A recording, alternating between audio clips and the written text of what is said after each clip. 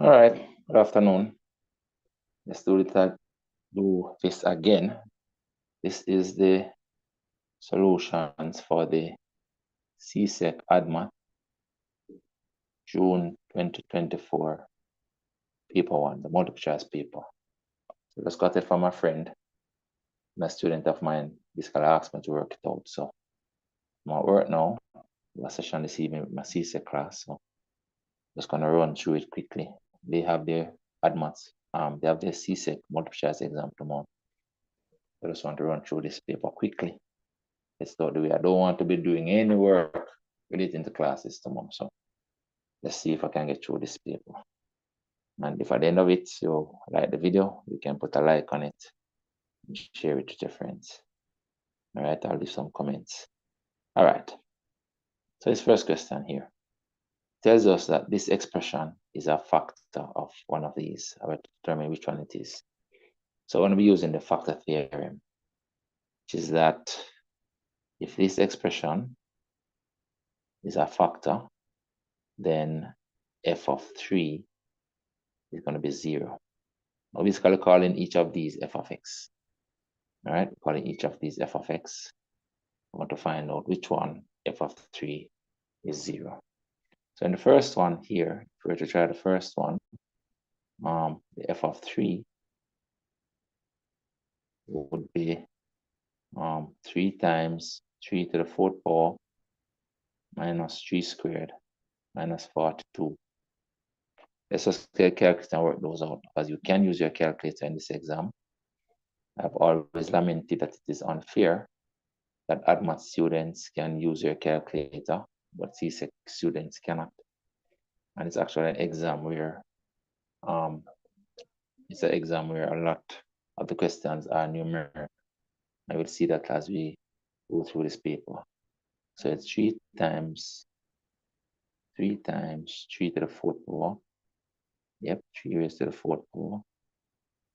And then we are subtracting 3 squared. I mean, some of them obvious enough. And then we are subtracting 42. It gives us 142. So this is not 0. I'm just going to write not 0 beside this one. 0. And then I'm going to do the second one here, which is to find f of 3 again. This time it's going to be 2 times 3 cubed plus, well, this one is not going to be 0 because it's going to be greater than 0. I don't have to work with that one, right? This one clearly is not going to be 0 because all the values here are positive. So this one clearly is not going to be 0. So no, that one is not going to be 0. Let's try this one. For this one, my f of 3 would be 3 cubed minus, this is it, minus 3 times 3 squared minus 5 times 3 plus 15. This one is 0. Don't have to go any further, because this and this is the same term subtracting each other. This is negative 15 and this is positive 15. So the answer therefore is this one, C. This one that in purple, different color. So the answer is this one. All right. Next question. This question says these two fractions expressed as a single fraction is equal to which one of these? So what is this is that we recognize that this denominator is the difference of 2 squares, and this is one of the factors of this. So all I need to do to get the two denominators to be the same is to multiply this one, denominator, by x minus 3, and multiply the numerator as well by x minus 3. And basically these two denominators are the same now, because this expression is the same as x squared minus 9, x squared minus 9. And so since the numerators are the same, and this time this makes this equal to this, so we're now adding these two values for the numerator. So we're going to end up that this becomes, the numerator, when I add this and this, the 3's are eliminated. I'm left with an x on the denominator of x squared minus 9. So looking for that one, not x squared, x over x squared minus 9. That's it. So this is the next question. This one says this has a minimum, the minimum value of this expression. So multiple ways to do this one. We can write this in the form a into x plus h squared plus k, and because the a is a positive, this becomes your minimum. This k becomes your minimum. Excuse the noise outside, please. And the k is 4ac minus b squared divided by 4a. All right, where this is your a, this is your b minus 8, and this is your c. All right, 4 is your a. We can calculate that minimum value by doing that calculation. So it becomes 4 times 4 times the c, which is -5, minus the b, which is -8 squared. So this becomes a positive, but this minus d is minus. And we're dividing that by 4 times a. 4 times 4.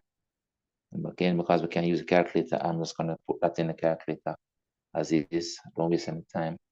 It becomes 4 times 4 times -5. Not in that. It says 4 times 4 times -5. All right, it says -5 times, let's do it that way, 4 times 4. Then we are subtracting that -8 squared really becomes 8 squared. And you're dividing that by 4 times 4, which is 16. And within -9, this works out to -9. So this is my answer right here. Nice and easy. This one says, this expression, if you complete the square, basically to complete the square of this, to get this, since this is already a x squared, we can basically just begin and say x, then half of this goes here, which is -3, -3, add the square, subtract the square of this, which should be 9, and then you add back 13. So if we look at it, this plus h right here is equal to this -3. Looking at the answers, this is the only one with a plus h equals -3. So that is the answer. All right, that's the only one with h equal -3. So the answer is A. Don't have to go any further. If you want to check the 4, it is this 13 minus 9, which is 4. So the answer here is A. All right, that is that. Number 4 done. Number 5. It says the roots of this equation are, they're talking about the nature of the roots. So to get the nature, we need to calculate the discriminant. The discriminant describes the roots. So it's b squared minus 4ac. We're trying to get the value of. So it becomes the b is -7. So it's -7 squared minus 4 times a, which is 3, times c, which is 3 again. So this becomes 7 7 is 49 minus, this is 4 times 9, 36. 36. That's a positive value. It's greater than 0. And since this is greater than 0, this is greater than 0, means that the roots are real and different. So the answer is this one, the roots are real and different. Real and distinct. All right, so that is that. Let's just check this calculation. This is 49. This is 9 times 4, 36, 4 EC. All right, good. Next question. It says the values of y simultaneously satisfy the equation, these two equations. You want to get the values of y, so you need to eliminate the x. So to eliminate the x, what I would do is make x the subject of this one, transpose the x and transpose the 1. So x would be equal to y minus 1. X would be equal to y minus 1. Y minus 1 would be that x value. Then I would go and substitute here and here for the y. And so this equation then would become, the substitute for the x, y equals y minus 1 squared minus 3 times y minus 1 plus 4. And so that becomes that. And then it's a matter of testing values. I don't have to work out everything. All right. Want to see which of these equations, if I substitute the 1, for example, in this side, is it also equal to 1? And size no. But right now, if I try 1, I try y equals 1, try y equals 1 here, then I'm gonna get not equal, right? Because this becomes a 1, this becomes 0, that becomes 0, and that becomes a 4, so that will not work. So y equals 1 does not work. And so it's one of these two. But I'm not going to try 2 because 2 will not eliminate an answer. So I'm going to try 3. So I'm going to try 3. Y equals 3. Try y equals 3. Try y equals 3. Then I will get this side becomes 3. It will become 3. 3 will be equal to this side will be 2 squared. That side will be 2 squared. 2 squared minus 3 times this side will be 2 plus 4. The question, would this side be 3 as well? Let's just check it. No, it will not be 3. All right, this is not 3 because this and this is 8. 8 minus 6. All right, so that would not work either. So no, this will not work. And so the answer has to be the last one. All right, let me just double check and make sure. I'm going to substitute the 2 in there and the 4 in there. So I'm going to put the 2 in here first. If I put 2 in here, I'm going to get 1 squared minus 3 times 1 plus 4. Yes, that gives me 2. So that works, right? So that one works. And if I try 4 here, I'm going to, here for the y, I'm going to get 3 squared minus 3 times, not 4, 3 times 3 plus 4. That works because this is 0 and the answer is 4. Good. The answer is the last one. Nice and easy. Next question. This says we're solving this times this equals 0. So the quotient is less than or equal to 0, then the product is also less than or equal to 0. What it is that the denominator cannot be 0. So we know that first up, the denominator 2x plus 1 cannot be 0. 2x plus 1 cannot be 0. So x cannot be minus a half. But this expression can become a product less than or equal to 0. So this becomes 2x plus 1 times 3x minus 2 less than or equal to 0. This basically produces a smile shape, a smile shape quadratic function. The critical value root coming off this factor is negative half. Remember, it cannot be 0. So I'm going to put an open circle here. And this one would give me a root value of 2 over 3, positive 2 over 3. But this one can be 0, so I'm shading that 2/3. And this less than 0 now means that we want the region below the graph here, which is obtained by x values between these two.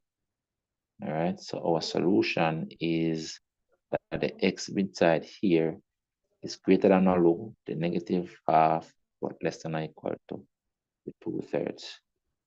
All right, and so answer is this one right here.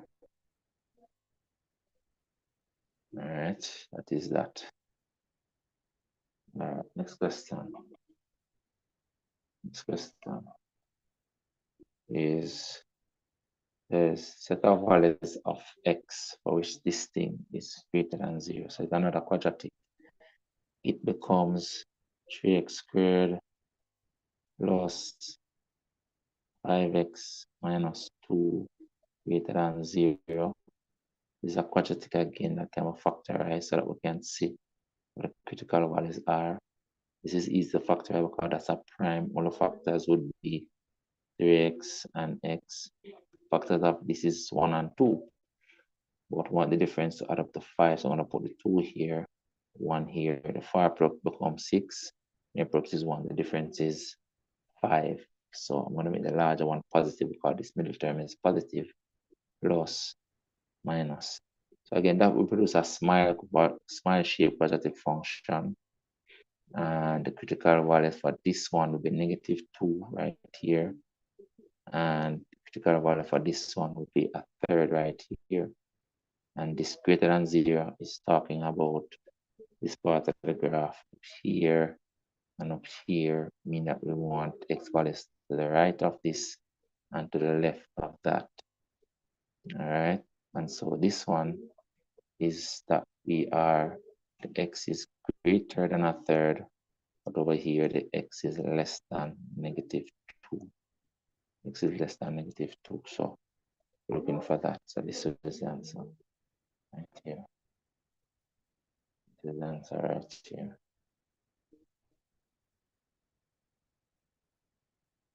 What is it? All right, that's number 8. All right, number 9. Here's another question that is numerical. So you see, so I was talking about this can be placed in the calculator like so, over root 6, and then you're subtracting 2, and you can actually get the answer in Surds form with your calculator, which is this one. Right, just that they have factorized it, but that can bring us 2 bracket root 6 plus 2, root 6 plus 2. All right, plus 2, root 6 plus 2. It will be this one. Is the answer with your calculator. All right, see the answer here actually. Here it is. It's actually right here. So some calculators actually give it that. It's unreasonable that CSEC students cannot use their calculator, but advanced students can. But if you were to work this out without a calculator, you basically would have to rationalize this denominator with a conjugate. So it will become equal to 4 over root 6 minus 2. Root 6 minus 2 multiply by the conjugate, numerator and denominator. So I multiply the numerator by root 6 plus 2 and the denominator by root 6 plus 2.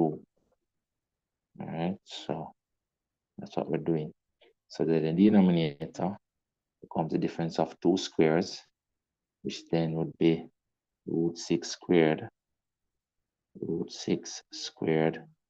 minus 2 squared, and the numerator is 4 times that, which is 4 into root 6 plus 2.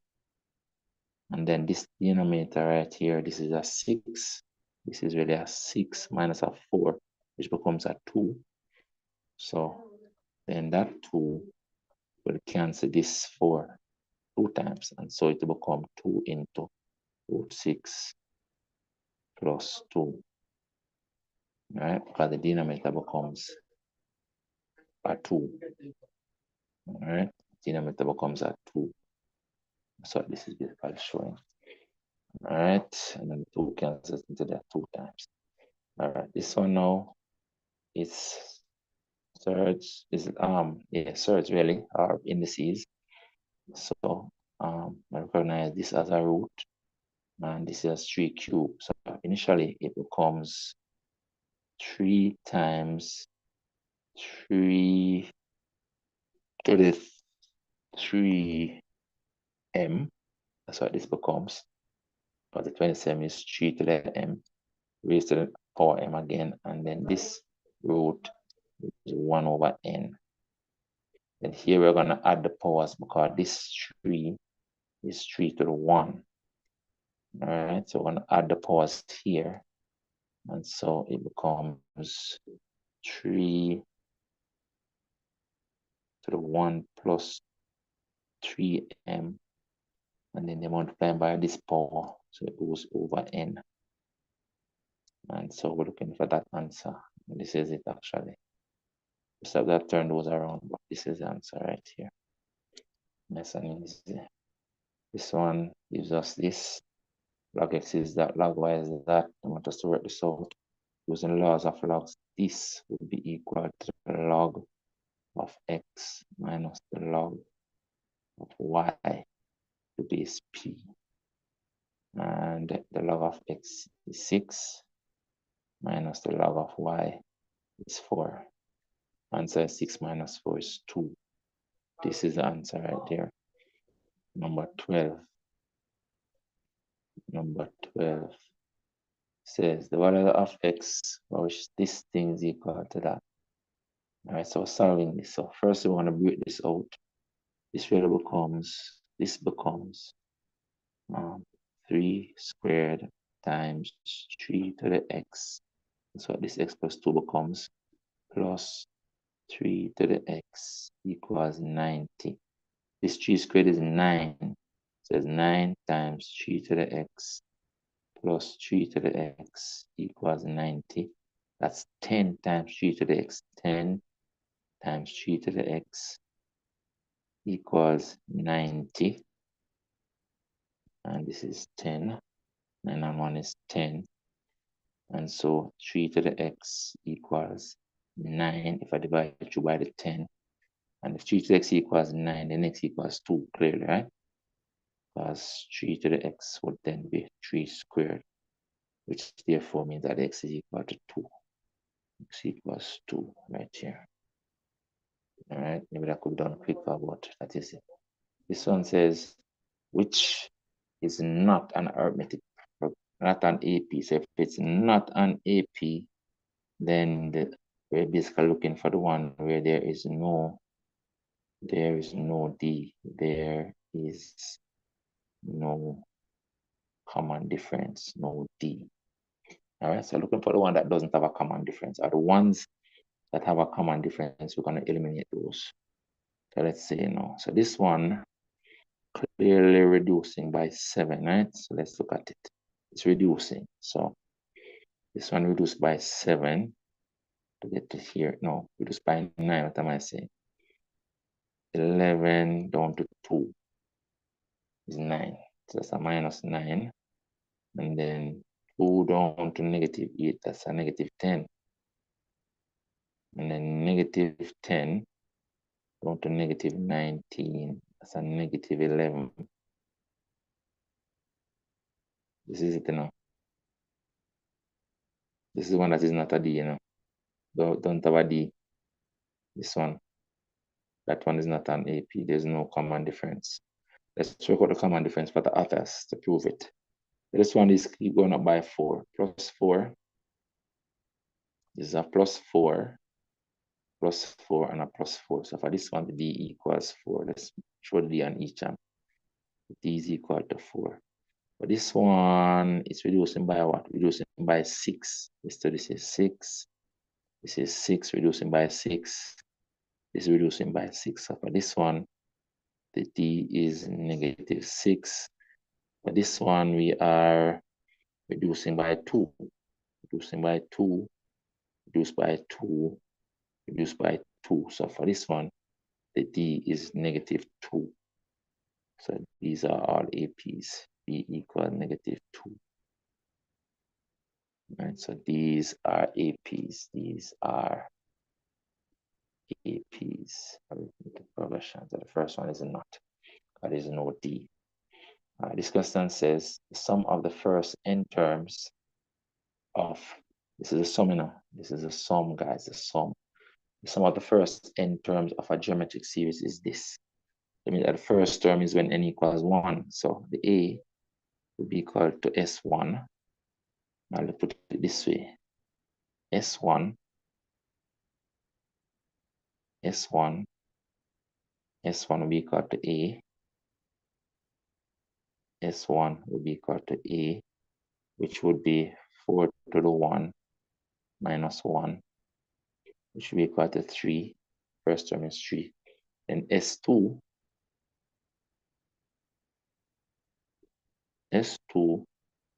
this one says the common ratio. Common ratio is -1, less 2. So if we find the second term, we know the second common ratio. But this is not the second term, if I find the form of the first two terms. So S2 is A plus AR. That's what S2 is, A plus AR. Let me shift this over, get some space. All right, this A plus AR, right? Established that the A is 3 already. So, and what would this formula tell us?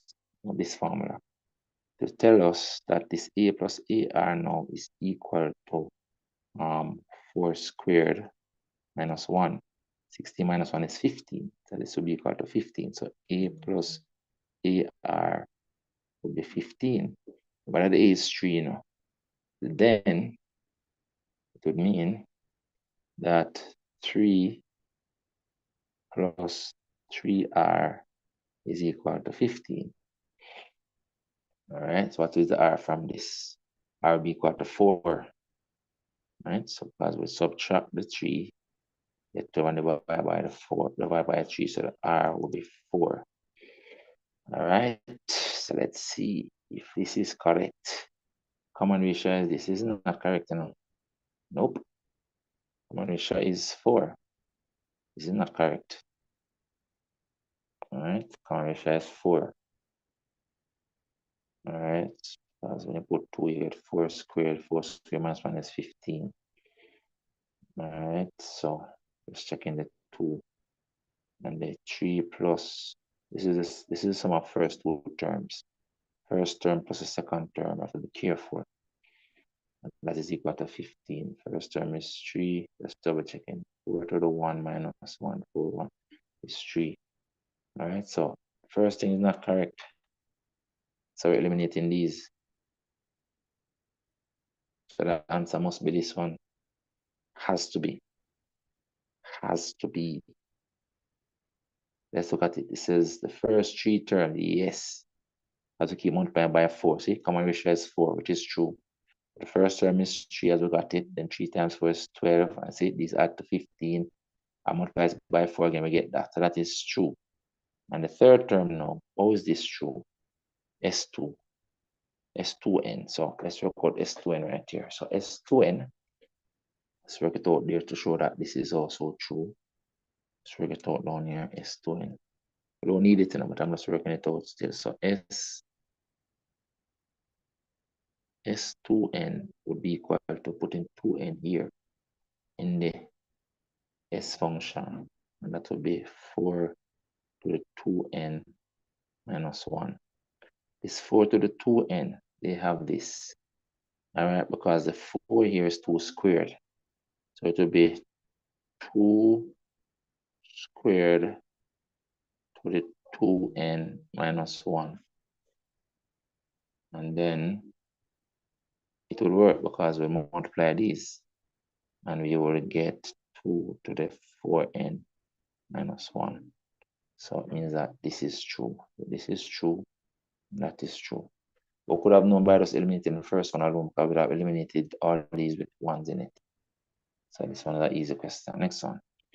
It says the sum of these is equal to what? Instead of just 5, I'm going to just list them and work it out and plug in the 1 and plug in the minus, plug in the 1, plug in the 2, plug in the 3. So we are doing minus 1 to the power 1 times 3 squared.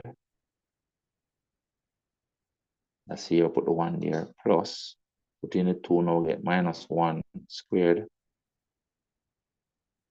times 3 cubed,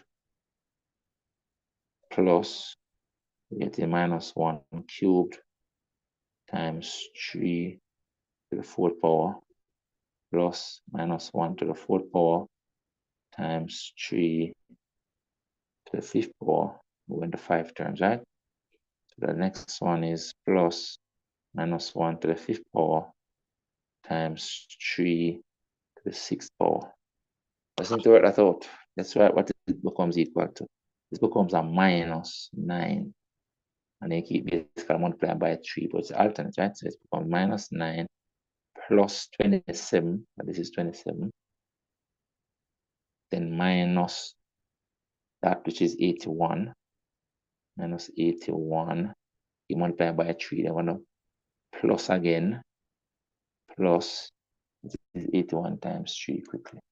Multiply by 3 again, 81 times 3, that's 243, 243, and then subtract, this one becomes a negative again, 3 to the 6th power, so multiply by 3 again, 3 to the power 6, 3 to the power 6 becomes 729, and that's what we're working out. So we're doing minus 9 plus 27 minus 81 plus 243 minus 729, negative 549. That says this one. Maybe there's an easier way to do it, but that is it for now. Since it's only 5 values, I'm just working out the 5 values and add them. You can use a calculator, use it. Next question. It says the line through this point and this point is parallel to the line with this equation, so they have the same gradient. So this equation can be written with y as a subject as y equals minus 2x plus 10, means that the gradient is negative 2. So the m is negative 2. So what we know is that the gradient of RQ is negative 2, because this gradient is negative 2. So from this one, gradient is negative 2. And because they are parallel, then the gradient of RQ, this point and this point, is negative 2. All right, so that's what we're basically solving. What's the gradient between these 2 points? Difference in the y values, that's 8 minus 2. 8 minus 2. What difference in the x values? 4 minus. We could do it the other way around, you know. We could do it the other way around. Look like more friendly to the other way around. So I'm going to do 2 minus 8 instead. 2 minus 8 over h minus 4. Difference in x values, h minus 4. That is equal to negative 2. That's what I'm solving. So from here, to continue here, this becomes negative 6. I'm going to multiply this up.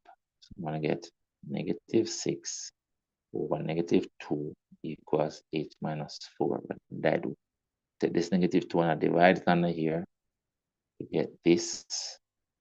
This is 2 minus 8, which is negative 6. I take this h minus 4 and I multiply it up there to get this. This is 3. So this is 3 equals h minus 4. Transpose a 4, we're going to get h equals 7. The answer is right here, h equals 7. Again, maybe there's an easier way to do it, but that is it for now. This question says the coordinates of the center of this circle is going to be 1, negative 3. My equation is of the form, equation of a circle is of the form x minus a squared. Let's write it better. X minus a squared plus y minus b squared equals the radius is AB, and the radius equals R. So clearly the A for this one, if you compare this, the A is 1, and the answer, the only answer with that A equals 1 is this one. So this has to be the answer. All right. What that means is that the minus B will be 3. So the B then will be negative 3. So that is the answer right there. Next question. It says x plus y equals x plus y equals 1 simultaneously. I just need to see which of the points satisfy these two equations. No, it's on these values, because these are squared values all these points will satisfy that one. So the telling equation is this. So you try the values. Now, this one won't work, right? Because for this one, 1 plus 2 is going to give us 3. I see this is sum of the x and the y value. So this one doesn't work. We're supposed to get 1. So no, that one doesn't work. Let's put this calculation in red. So for this one, the 1 plus 2 x plus y is equal to 3. So no, we want them to be equal to 1. This one, the minus 1 plus 2 would give us a 1, right? And this would also give us a 1, right? Minus 1 and 2, right? The sum of them is equal to 1. So that works. So let's test the others. This will be 1 minus 2. But this one, 1 and the minus 2 is giving us negative 1. We don't want that. And this one, not working. The minus 1 and the minus 2. Minus 1 and the minus 2 we're adding in both cases. It's giving us a negative 3. So this won't work either. The correct answer is this one. Almost just like trial and error. All right, the sum of the x and y must be 1. All right, that is what does that mean here. That is the answer. Next question says, triangle OAB has vertices given as these points, 0, that, and that, right? So it means that O is this point. So it means that OA is this, right? OA will be equal to A0, and OB would be equal to 0, negative 4. All right, this one says, given that this angle is 90, so is that angle? That angle would be scaled like this. It would be 90, measure it this way. 0, negative 4 will be down like this. We want to draw it the right way. And OA, if it's 90, it's going to be like this. All right, so this angle will be the 90 degrees that they told us about here. It's pi by 2. So because of that, they are perpendicular to scalar approach is 0. So this is like your OA, the AO. It's like a AO. With something wrong with this question, you know. Get asking yourself, what do I have A? But A can be any value because any point on this line will work. A can be any value, you know. This is AO. And this is 0, negative 4. Scalar approach is 0. So the solution is going to rest or come from the premise that OA dot OB is equal to 0. But then the problem is that A can be any value. This question don't make any sense. Because any vector on this line, scalar product with any vector on this line, can give you 0 anyway. So this is not any particular value. This question don't make any sense. Let's see. AO. See, the A is being eliminated. 0, negative 4 is equal to 0. So you get it 0 plus 0 equals 0. So that is it. It's true. A can be any value. It doesn't make any sense. So this is the error question. Error question. Wow. CXC have to do better, you know. A can be any real number or value. Any real value. This is ridiculous.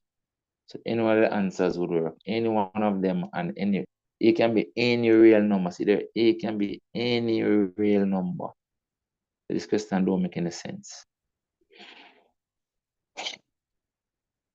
This is an error question. Error question. This is an error question. CSEC need to do better than this. Can't answer a question like this. Because somebody might be doing this question or searching for a value of A. I can't find any. You see it from right here. Any vector on this line can work with any vector on this line. But it's not the vectors that are perpendicular, it's the directions. The directions that are perpendicular. So therefore A can be any value.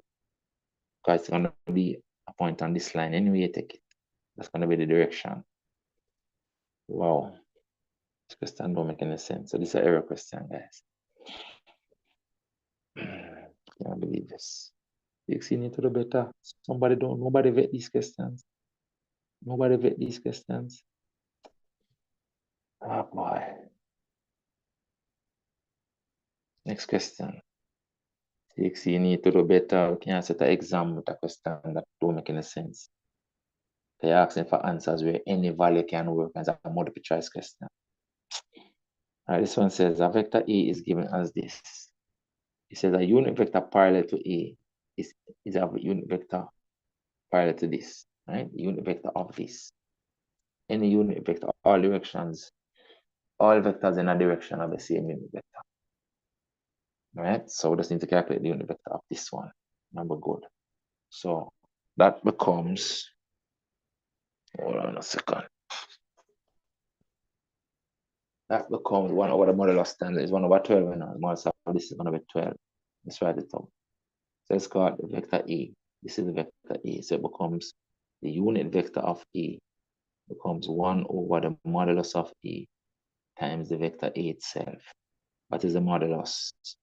It is the square root of the 5 squared and the 12 squared. That's 12, 5, 5, 12, 13, you know, times the vector itself, 5i plus 12g.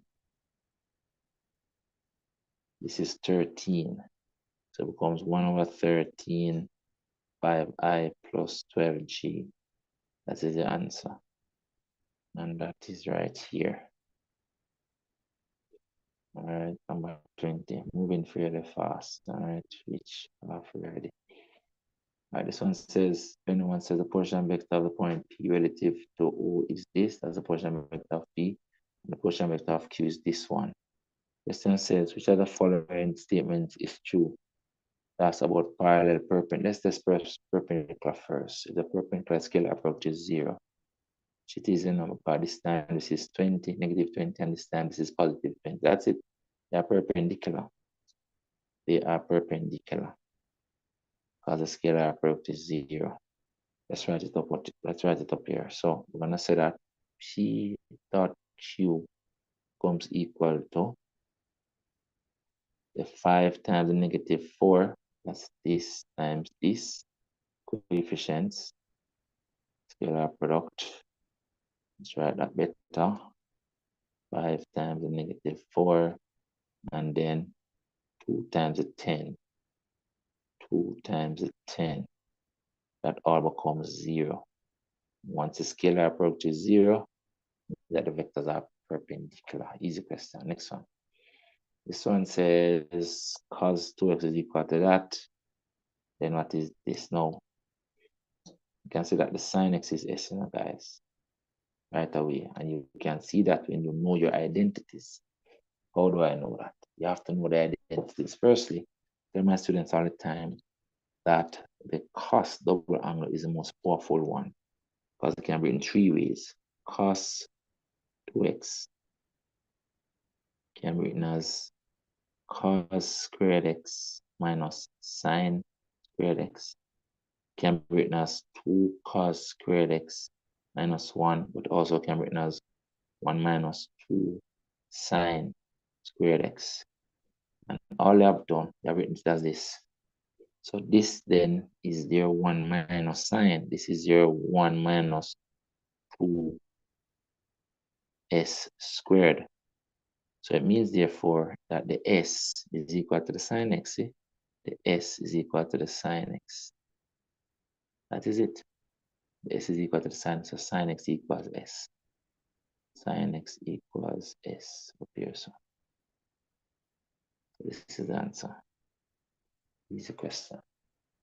Easy. Question become much easier when you know the trig identities. I can't do it any easier way, any other way, you know. Right? Than to recognize that this is the expansion of this form. And so the S is sin x. Right? It is that. Because here's another question that can be worked out with the calculator. Ridiculous. It is ridiculous that you can work that out with the calculator and put an exam paper. Because I can't put that in the calculator. Let's put the calculator in radians. Cost of a fraction 5 pi over 12, and the calculator will tell me the answer in Surds form. Here it is. Which one of them is that? Root 6 minus, this is the answer. See there, quarter root 6 minus root 2. This is it. This is ridiculous that you can get a question on an advanced paper that you can just work out with a calculator. Right? That is it. But let's say I want to show some work. Let's say I want to show some work for this.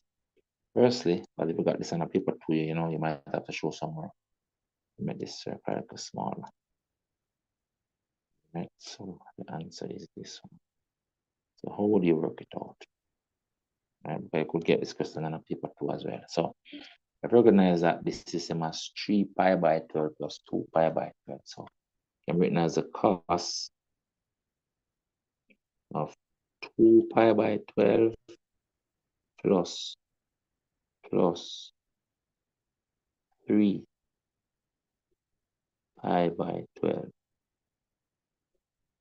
which becomes a cos. Well, this becomes pi by 6. And this becomes pi by 4. And the expansion of cos is cos minus sin. So then this becomes a lot of space. Let me write it small. Let me zoom up, write it small. It becomes cos pi by 6, cos pi by 4. Since it's a plus, I'm going to put minus sin pi by 6, sin pi by 4. All right. You can use a calculator, so I guess you could work that out as well. That's why it's ridiculous. But the cos of pi by 6, my pi by 6 is 60 degrees, you know. It's 30 degrees, you know, 30 degrees. So the cos of 30 degrees is root 3 over 2. This becomes root 3 over 2 times, this is root 2 over 2 minus sine of 30 now is a half. Pi by 6 is 30. Pi by 4 is 45 degrees. Sine of the 30 degrees is a half times, this is again root 2 over 2. So then it becomes, this and this gives me root 6. I multiply the values under the root. You get root 6 over 4 minus, this becomes root 2 over 4. If I factorize the quarter, you're going to get root 6 minus root 2 inside here. And that's why this is the answer at the top. Easy like that. But I showed you. You just put this in the calculator. Ridiculous. Don't make any sense. But that's what it is. This question says, it says, item 24 refer to following diagram. It's a semicircle, right? It's a semicircle. It says, if the area of a semicircle is 32 pi, the area of this is pi r squared is the area. This is half pi r squared. Right? This is half of a circle. So it's half pi r squared. That area of that semicircle, they tell us is 32 pi. All right. And I want us to, what is the length of the R connecting A and B? So they want us to tell them this length, which is half of the circumference. This arc AB. Circumference will be 2 pi r. This is just pi r. So this is calculate pi r. All right. So let's work it out down here. So we know that let's do this part in purple. We know that the half pi r squared is equal to 32 pi. 32 pi. Let's write that better. You might be sharing this document someday. 32 pi. Pi is cancel and then multiply by the 2. I get r squared equals 64. And so R equals 8. And then the arc AB is just pi R. So then arc AB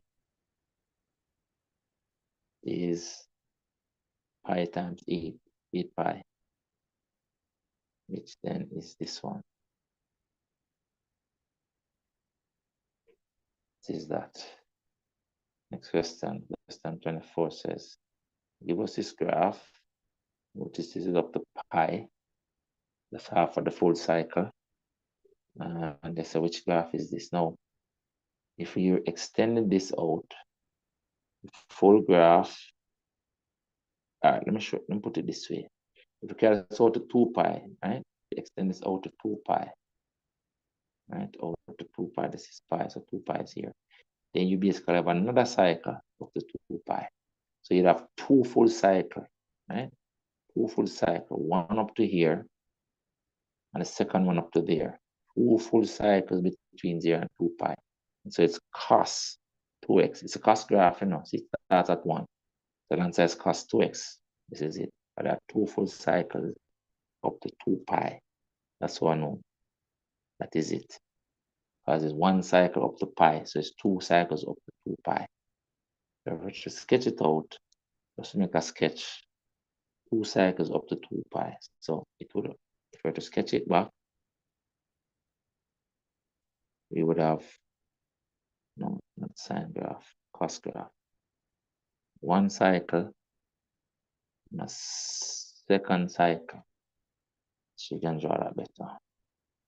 So that 1 cycle like that, and then a second cycle. Let's try the second one better. Second cycle up to 2 pi. So you see, 2 full cycles. So remember now, this was up to pi. This was up to 2 pi. Right? So it's 2 cycles. I'm draw them in different colors. So you have 1 cycle there, and second cycle there.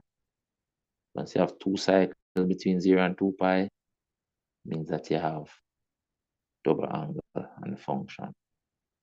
So that is cos 2x, 2 cycles by x. It's cos 2x altogether, right? Cos 2x, cos 2x. So the whole thing is cos 2x. Right? Then right, cos of 2x.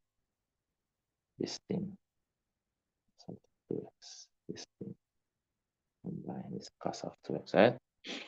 2 full cycles up to 2 pi. So you'll have 1 cycle up to pi. All right, next question up here. This question gives us these, and to find out this equal to which one of these. All right, so this one needs to turn it into what fraction? These two denominators, to make them the same. And there's multiple ways, you know. I can multiply this one by this denominator. I multiply this one by that denominator. I can multiply this one by sine over sine. I multiply this one by sine over sine. And create the sine squared up here and the sine squared up here. Why am I thinking of doing that? I'm sure why I'm thinking of doing that way. All right, this can be done multiple ways. You have to remember this, that sine squared theta, or sine squared x, sine squared x is equal to 1 minus cos squared x. And the 1 minus cos squared x is the difference of 2 squares. It is equal to 1 minus cos x times 1 plus cos x. All right, minus cos x plus 1 plus cos x. So if I multiply numerator and denominator by sine x, multiply up here by sine x, and multiply here by sine x as well, multiply up here by sine x,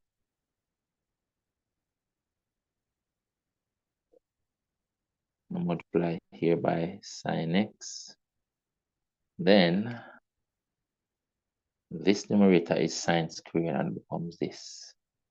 Look at the magic now. So this numerator will become 1 minus cos x times 1 plus cos x or sine x into 1 minus cos x. And then I'll be adding the space we have. We don't want that space. Let me zoom up and write smaller. Zoom up here. Write smaller just to show. All right, so I'm gonna go and write the other one now. This one will become the same thing. Right? It will become plus 1 minus cos x times 1 plus cos x over sine x times 1 plus cos x. And then these would cancel. So this would cancel with that. And this would cancel with that. Then the two denominators will become the same. And we would end up getting the sum of these two numerators, which become 2. 1 plus 1 is 2. So it becomes 2 over common denominator of sine x. Sine x. That's it, 2 over sine x. Nice and easy. All right, please ignore the noise outside. I'm going to finish as quick as I can. This one says, if this equals that, then the value of x is. All right, so looking at this, but this is always equal to cos x, and that's a complementary angle. This is equal to cos x. So basically, x can be any acute angle, any angle. X can be any angle. Hey, here's another stupid question. Because if you look at it another way, this cos x is same as sine of 90 minus x. Hey, here's another question that don't make any sense. Because this is the same as the sine of 90 degrees minus x.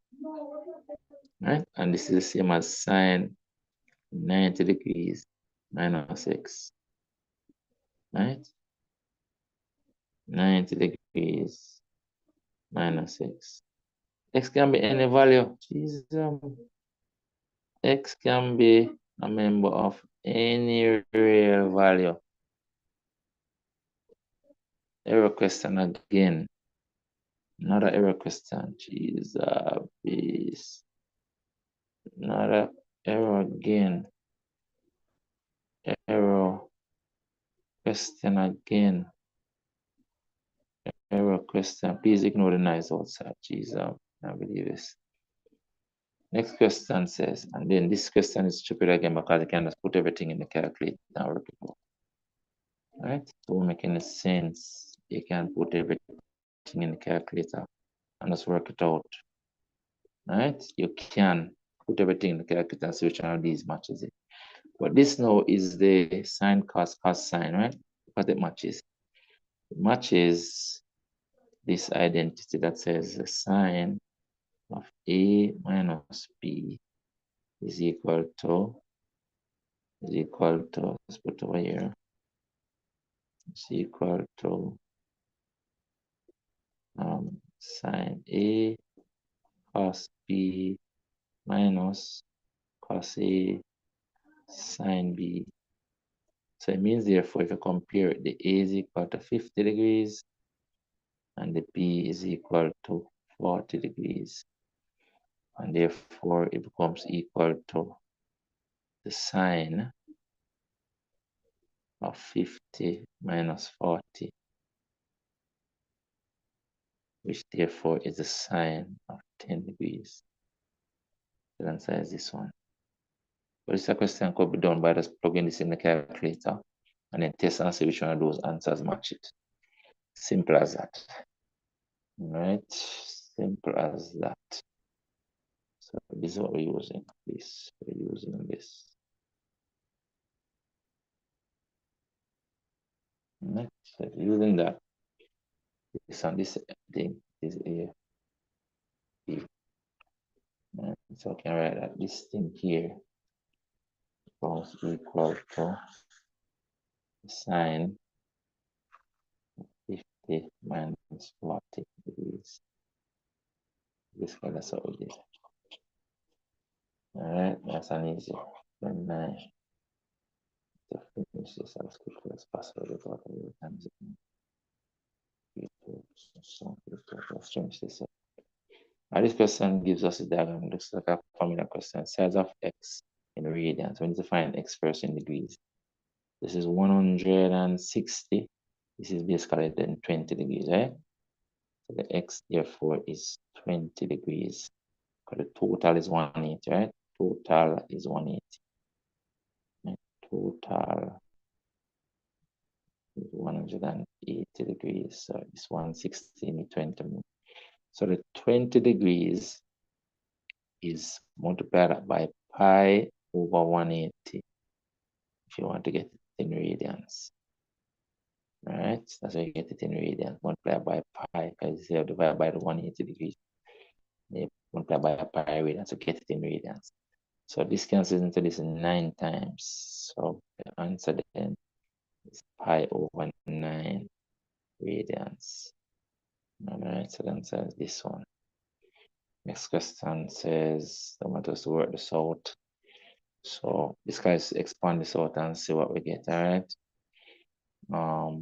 This is 90 minus that equals cos x, and this one equals sin x. This one is this minus sin x, and this is cos x. So then say this one as the answer. Let's prove it. I'm saying this is the answer because this will be in the second quadrant, x plus pi by 2, meaning that you're in the second quadrant, right? And so we're going to get sin x. And then this one now is still in the first quadrant. So this is equal to cos x, and this is minus sin x. I'm saying that the answer is this one right here. Let's see if I'm correct by expanding. All right, let's expand. So this one, make it smaller, work it out. This one would become sine cos sine. Let's work it out over here. So this one will become sine pi by 2 cos x minus cos pi by 2 sin x plus expansion of this one is cos sin. So this one will become cos x cos pi by 2. Since it's a plus, I'm getting a minus sin x sin pi by 2. Let's put on some values now. So this is equal to 1. Sin pi by 2 is 1. This is equal to 0. Cos of pi by 2 is 0. This cos of pi by 2 is 0 again. And this sin pi by 2 is equal to 1. So if we look at it, we are left with this. This is 0, so this is gone, right? I'm left with this cos x, but this gone. And I'm left over here, this gone. I'm left with this minus sin x. Is it correct? Cos x minus sin x. All right. This plus is this plus is this plus.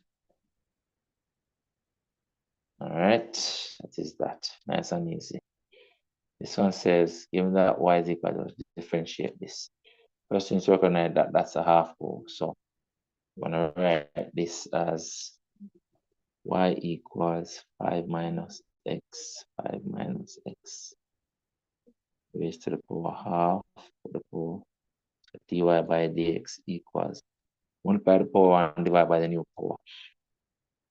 Half into 5 minus x, reduce the power by 1 to negative half, We also have to multiply by differential of what's inside here. So I'm going to multiply by -1 with differentiation here. What does this reduce to? First, it's a negative, right? So the answer is 1 with negative, so either this or this. And then we have this half, the last one, and this is the answer. Look at it. All right, so I'm going to get the -1 up here over this 2 is there. This minus means that this expression is coming under here. And this power half means square root of 5 minus x. And that is what we have there. All right, next question. Number 32. Trying to finish as quickly as possible. This question says, at the 10-meter stopping point, so the thing stops at some 10-meter stopping point on a runway, an airplane is stationary. See, stationary means not moving before takeoff. If the airplane travels 120 meters from this point in 4 seconds, what is the speed at the point of takeoff? So it travels 120 in 4 seconds from rest. What is the speed of takeoff? So travels 120 in 4 seconds. What is the speed of takeoff? I'm going to assume that there's some acceleration. So first, it is at rest. Let's just assume. So it's easy for me to say speed equal distance over time. But this is when acceleration is constant. And they are not giving me any acceleration at the 10-meter stopping point. An airplane is stationary before takeoff. So U is equal to 0. And it travels 120 meters. So the distance traveled is 120 meters in 4 seconds. So t equals 4. The distance traveled is 120. All right. Distance traveled is 120. I do have the acceleration. So I'm going to use one of the equations of motion to find the v. The axiom for the v, the speed of takeoff, is the question is what is my velocity, my final velocity. I don't have the acceleration. So I'm going to use one of the equations of motion. What are the equations of motion I have available? I have v equals u plus at. That one needs the a. All right, and I don't know the a. All right. I have s equals ut plus half at squared. All right, I don't have the a. I have s equals vt minus half at squared. Don't have the a. Those three so far use the a. I have this one that says distance equals average velocity u plus v times time. I think that's the one we're gonna have to use. Average velocity times time. But the other one is v squared equals u squared plus 2as. That's the other one. So this is the one to use. I don't know if these were given on a formula sheet. That's the one we have to use for this question. But we don't know the a. Based on what we have, we don't know the a. Right? So that is what that is. So calculating the velocity from that, where the initial velocity is 0. So based on that, the initial velocity is 0. This is 0. I'm going to multiply by the 2 and divide by the t. So we're going to get that the v equals 2s over t. A lot of people going to get this wrong, you know. My speed equal distance over time, which is wrong. Clearly, there's some acceleration because it was at rest first. We just don't know the acceleration.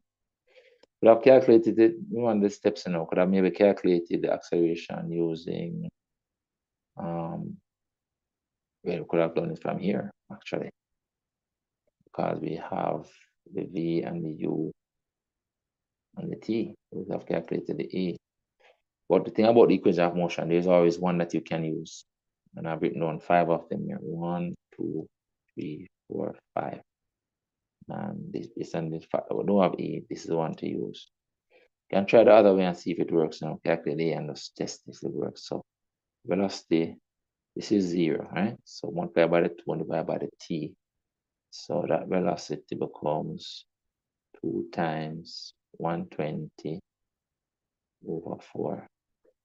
So it becomes half of 120. But that answer is not there. That answer is not there. This is another error question. This is another error question. Can I be that I want to the speed equal distance over time if it was at rest? And again, gain that speed, it means that it must have an acceleration. There can't be speed equal distance over time. There must be some acceleration.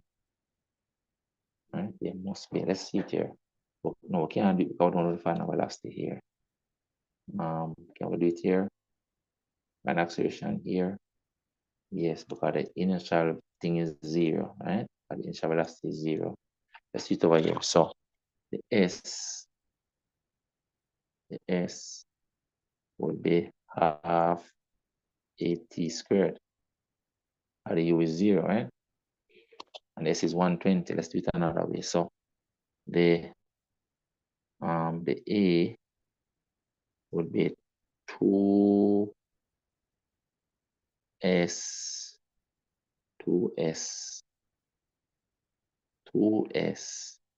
over t squared.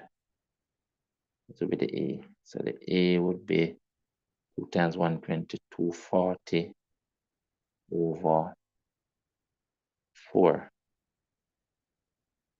It should be 60. All right, and if we put the 60 in this one, all right, it just be 80. All right, so the 80 is 60 times 4. All right, because the U is 0. All right, that will be 60. 2 times 120. Oh, this is not 4, man. This is 16, Mr. Shaw. 4 squared is 16. 16 under here. 16 under there. So that is what, 15? 240 divided by 16. 15. 15. All right, 240 over 16. All right, 2 times 120. So this is actually the A is 15 times 4. See, I'm getting 60 another way. 60. Another error question, but this is giving me 60 as well. 240 over 460. 60 is not there. Error question. Can't be speed equal distance over time because speed equal distance over time is an acceleration is constant. It's when there's no acceleration, sorry. Right? Speed equal distance over time when there's no acceleration. If the thing was at rest, it is stationary at the takeoff point. If the airplane travels 120 from this point in 4 seconds, right? What speed? What is the speed at the point of takeoff? Error question. I'm gonna put it there. Error question. That's an error question again. Because can I use speed equal distance over time? A lot of people might think it is distance 120 over 4 to get 30, but that's an error. Error question. Error. I'm telling you. It must have an acceleration. I see it proves it. Must have an acceleration. We worked out an acceleration. It is 15. Acceleration is 15 because the initial velocity is 0. So the formula here that we use, S equals ut plus half at squared. Right? Assuming the acceleration is constant. S equals ut. The S is 120. The U is 0. It's equal half at squared. 2 times S is 2 times S becomes 2 times 120 is 240 over 4 squared. The T is 4 in 4 seconds. Error question. Error. Leaving it there. 16 into the beta. need to do better. This question says the gradient function dy of this going to differentiate this, right? So this one becomes easy. Dy by dx comes equal to, you have to differentiate the expression inside here. We're going to get 4x. The differentiate whole thing, you get cos, differentiate sign, you get cos, and get cos of the whole thing. Let's make this smaller.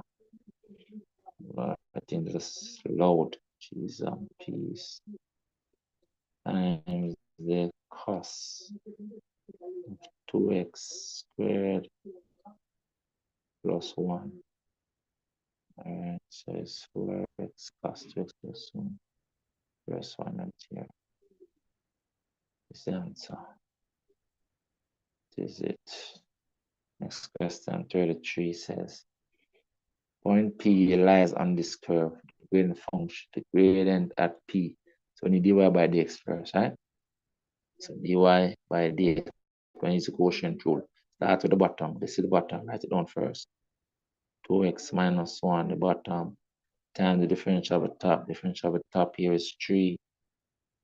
3 minus the top is this, 3x plus 2, 3x minus 2, sorry, 3x minus 2, and differential the bottom, differential the bottom, we're going to get 2 over the bottom squared over 2x minus 1 squared. We just need to put 1 in this function now.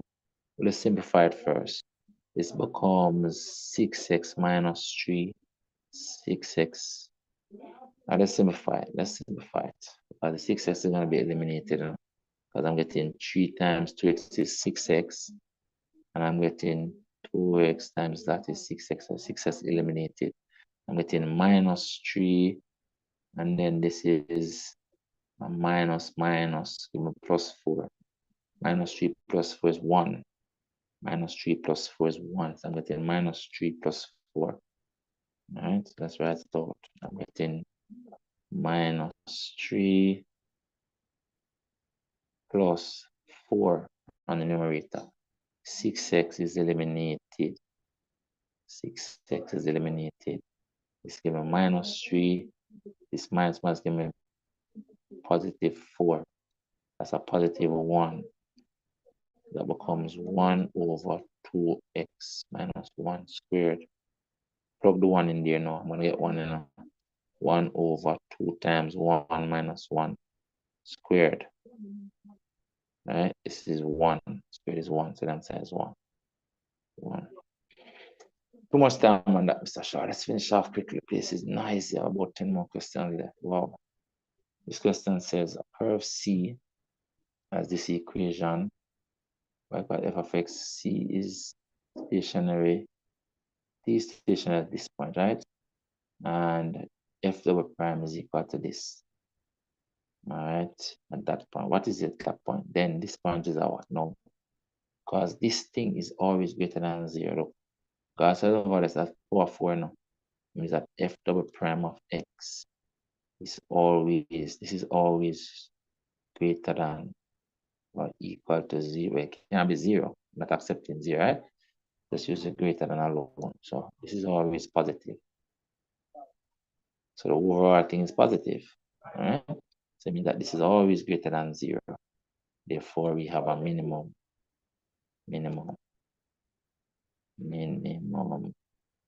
stationary point. All right, and that we have minimum turning point right here. The second derivative is positive. That is that. Next one says this refers to the graph journey of a boy whose time is given velocity. So during the journey, there was a stage when the boy accelerated. Talking about this stage. Acceleration. He accelerated on this stage right here. On this stage. That's the acceleration stage. That's a velocity time graph. Question says, what is the acceleration? Acceleration is the gradient. Acceleration is the gradient. Acceleration is the gradient.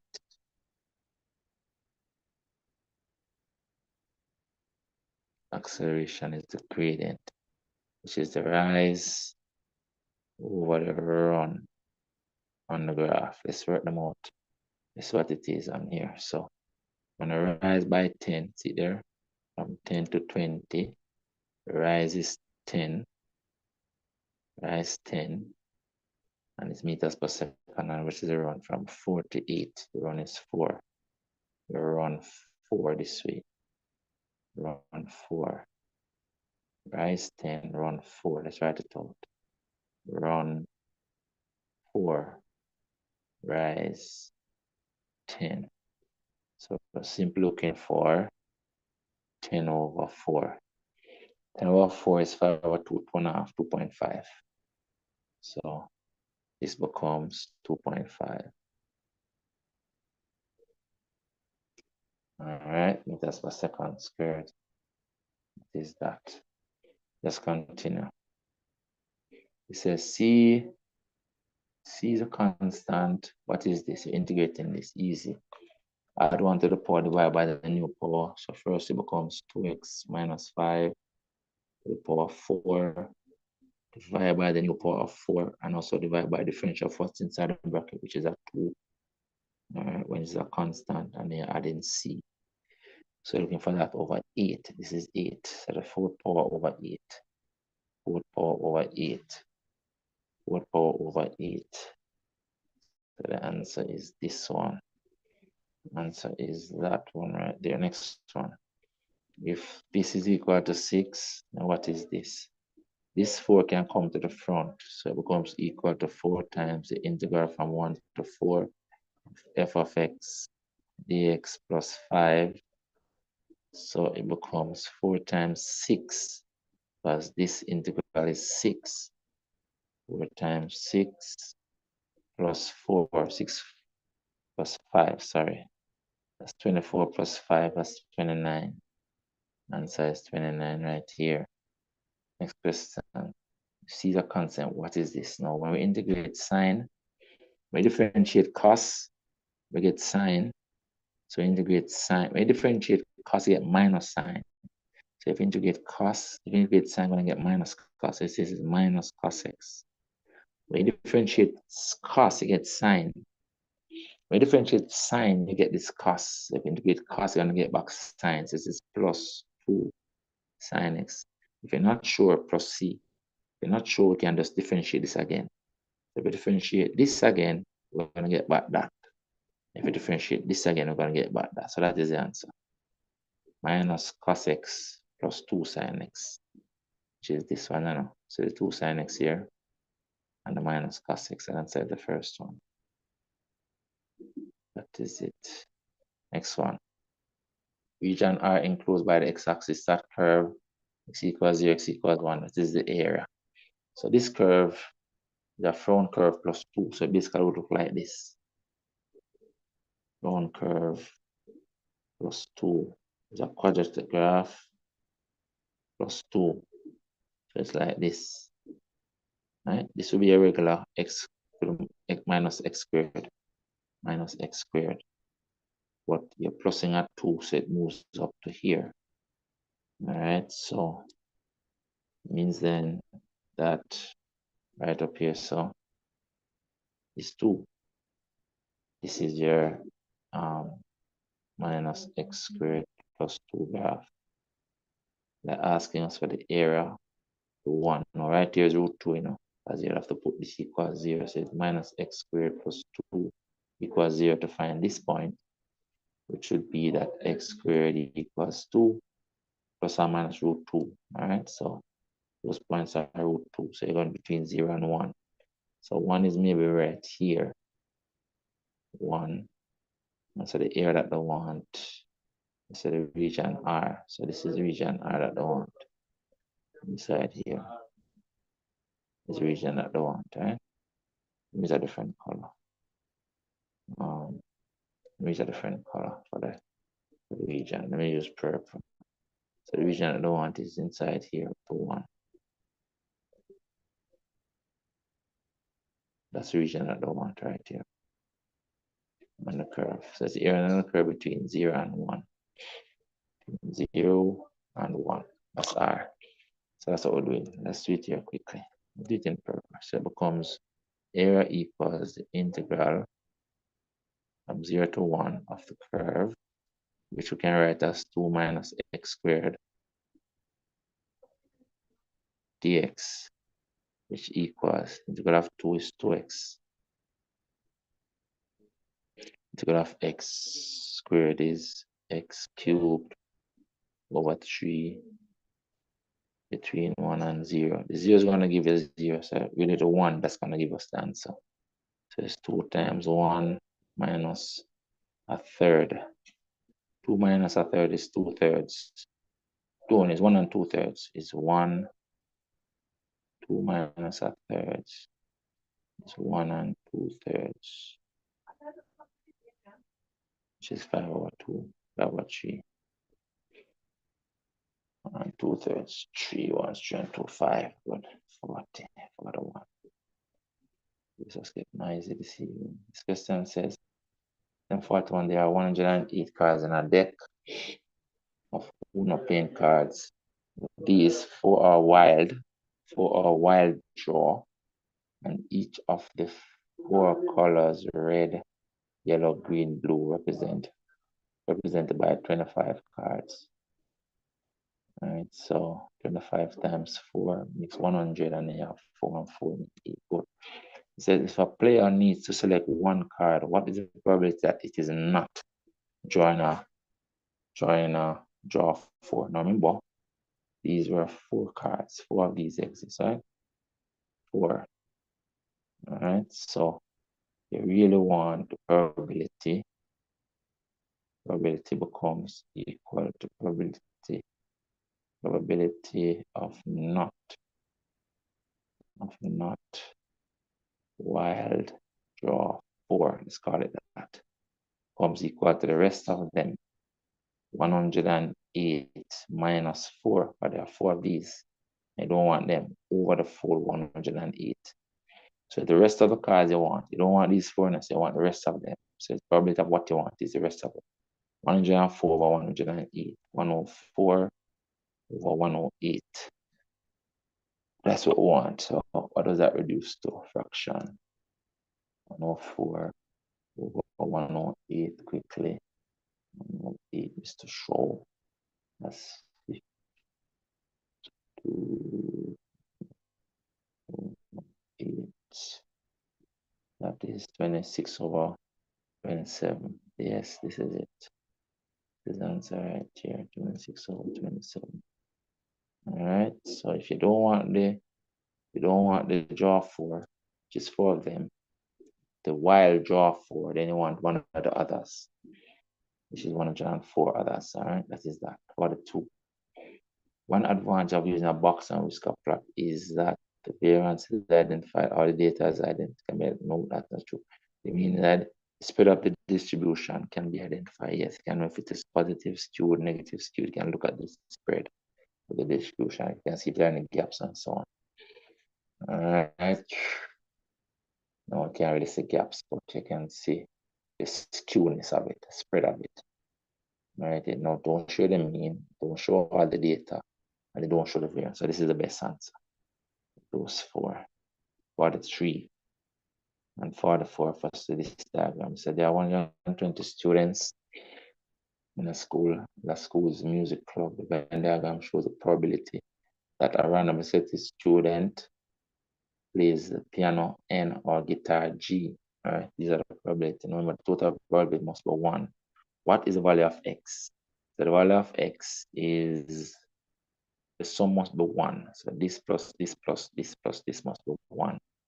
So what we know is that 0.4 plus the 0.35 plus the 0.15. Let's make this smaller. Right, the sum must be 1. Right, plus the x must be equal to 1. Total probability must be 1. And so x is equal to 1 minus all of these. So x equals what? Let's look at it. X becomes 1 minus bracket, sum of those, 0.4 0.35, and 0.15. 0.2, because this is 0.5, you know, and this is 0.4, so x has to be 0.1. Looking at those values. Yep, 0.1. 0.1. X has to be 0.1. Right here, 0.1 is the value of x. Next question says, what is the value of this? This means how many n is in G. That's what this means. All right, so this means it means probability of the intersection n intersect G inside of the probability of G, which means how much of n is in G. Means how much, let's write out what it means. How much of n? How much of n is in G? That's what we're looking for, right? So basically, how much of n is in G? So this is a G. This is a G. Right? This is a G. And looking for how much of n is in there. This is the amount of n that is in G. This is the amount of n that is in G. So it's 0.35 over the total G is 0.5, right? So it becomes equal to, work it out down here, it becomes equal to 0.35, yes? 0.35 over the all of G, which is 0.35 plus 0.15. That's what we're working out. So it becomes 0.35 over 0.5. 0.5. I'm thinking about the answer, so I wrote that a while ago. So to divide by 0.5 is to multiply by 2. So you get 0.7. So the answer is 0.7 right here. One question to go. One question to go. Let's see this quickly. And then we're doing the very last question up here now. Gives us this probability tree. It says the tree diagram above shows the probability of events A and B occurring. Based on the diagram, what is P A of B? So this means A, probability of A given B. That's what this means. What's the probability of A given that B has occurred? Given B has occurred. That's what this means. So basically, B has occurred. So we're on this leg, B has occurred, and we want the probability of getting A in that. So we're talking about here. This is it. This represents probability of A given B. That's what it is. So it is 4 over 5. Right? Because this means that B has occurred. Right? This B has occurred. See? B has occurred. And B has occurred. What's the probability of getting an A in that sample space? Over 5. The answer here is 4 over 5. And that is that. All right, so that was a quick run through. I saw 3 questions there that I don't like on the paper. You can leave your comments about it and what you think, especially about those 3 questions that I said were error questions. This one, I'm declaring this as an error question because there must be some acceleration. Can we just speed equal distance over time? Speed equal distance over time only when there is no acceleration. And clearly there must be some acceleration, because to move from stationary to gain a velocity, you must accelerate. As I say, it was stationary before takeoff, all right? So I'm declaring this as an error question. The answer for this is 60. 60 is not there. I'm also declaring another error question. Where is it? Here, where they told us to find the value of x for which this is equal to this, but this is an identity that everybody should know. For any value of x, the sign of 90 minus x is equal to cos x. There's no specific value, any value that is true. So to give us these, there's no one to select.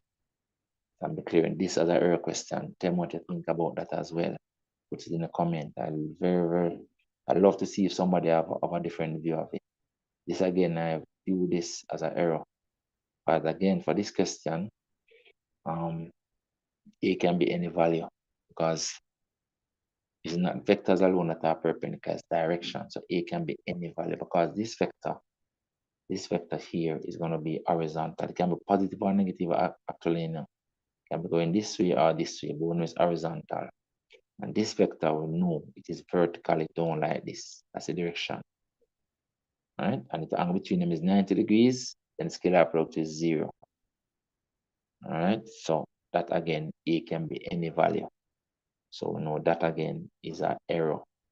So let me know what you think about those 3 questions. All right? Otherwise, you can share the paper, and CXC need to do better with these questions. I don't know who is setting these questions. I don't know who is vetting the questions in particular, because anybody can make a mistake in setting a question. All right? Anybody can make a mistake in setting a question. Been deleting some stuff and don't realize, been deleting some stuff, don't realize. Been deleting some stuff, you realize, and just double check.